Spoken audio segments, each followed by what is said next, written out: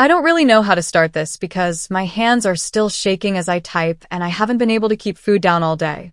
The short version is that my parents stole my identity, built a fake online persona of a disabled girl using my face, ran a GoFundMe, and raised $168,000 in donations.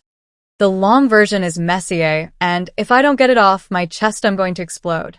I grew up in a very normal middle-class home, or at least that's how it looked from the outside.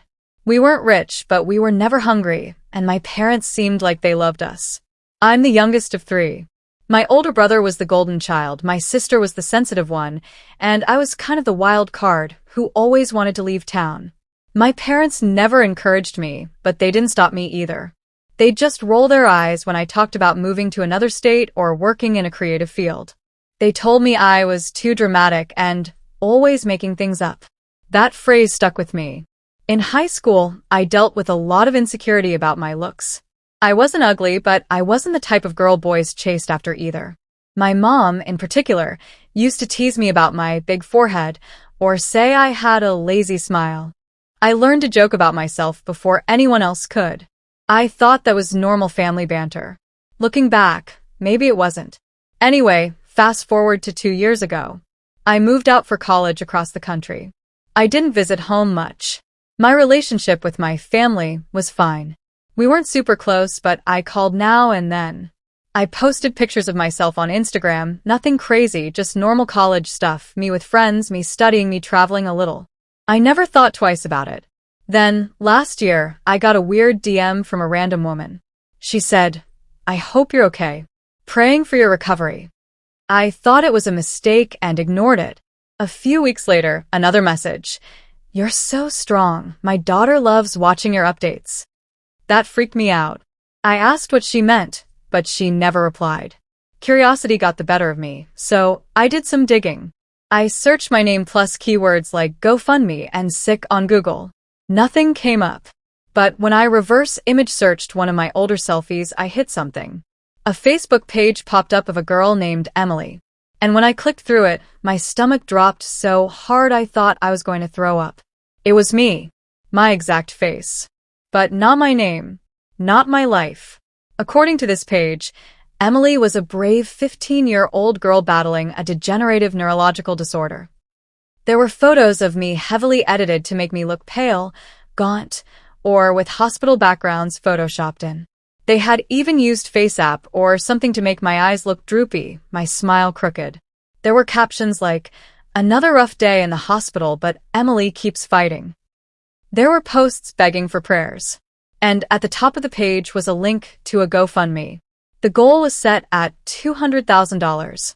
The total at that moment? $168,421. I froze. My whole body went cold. I clicked through the donors, thousands of people. Families saying they were inspired by her courage. Old ladies writing that they were donating in honor of their grandchildren. People were sending thousands at a time.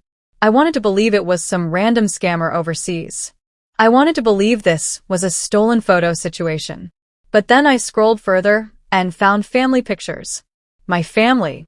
My actual parents. My brother and sister. Smiling with Emily. And suddenly everything clicked in my head. They had created a fake daughter. Using me. I remember sitting in my dorm room with my laptop open, crying and laughing at the same time because it was too insane to process.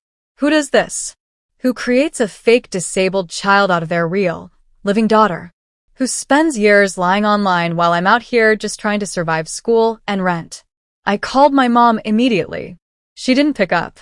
I called again and again until finally my dad answered. His voice was calm, like he had been expecting this. Asked him what the hell was going on. And he just sighed and said, "You don't understand how hard things have been." I lost it. I screamed at him. He told me to lower my voice. He said, "We had no choice. Insurance wouldn't cover your brother's medical debt. The donations helped us. Everyone thinks it's real. You don't need to ruin it." I couldn't believe what I was hearing. He was admitting it, casually, like he was explaining why he'd borrowed my car without asking. I asked him why they used my face. Why not stock photos? Why not anyone else? His answer gutted me. He said, "Because you always wanted attention. This way you're helping without causing trouble." That's when I knew they didn't see me as a daughter. They saw me as a prop. The climax of this nightmare came when I confronted them in person. I flew home without telling them and showed up at their house. I had screenshots of everything: the Facebook page, the GoFundMe, the donation list. I put it all on the table and demanded they shut it down. My mom broke down crying, but not in guilt. She cried about how I was ruining everything and destroying the family. My dad got cold, stone-faced. My sister told me I was selfish and jealous. My brother just sat there silent. It was like I was in some parallel universe where everyone had agreed to gaslight me. When I told them I'd go to the police, my dad looked me straight in the eye and said, "No one will believe you. They'll think you're delusional. You've always been dramatic." Hearing those words again, the same ones they'd used on me as a kid, made me feel like I was shrinking into the floor. I left the house shaking, terrified of what they might do next. Since then, I've been trying to figure out what to do. I've contacted GoFundMe. I've reported the page. Both are under review. But my parents are still out there posting updates as if Emily is alive and fighting. People are still donating. And here I am, the real girl behind the fake face, feeling like a ghost in my own life. I keep thinking about all the strangers who pour their hearts and wallets into helping a girl who doesn't exist. I think about how those people could have given their money to real families, real sick kids. I think about how my own parents looked at my face and saw a payday. What hurts the most isn't even the fraud, though it's horrific. It's the fact that they didn't care what this would do to me. That they saw me, their real breathing daughter, as less important than the fictional one they created. That they could look me in the eye and tell me I was crazy for objecting. I don't know if I'll ever forgive them. Right now I just feel hollow. I've blocked them everywhere. My friends keep telling me to go to the police again, to get a lawyer, to blow this thing wide open. Maybe I will. But tonight I just needed to get this out. Because the truth is, I don't even feel like I have a family anymore.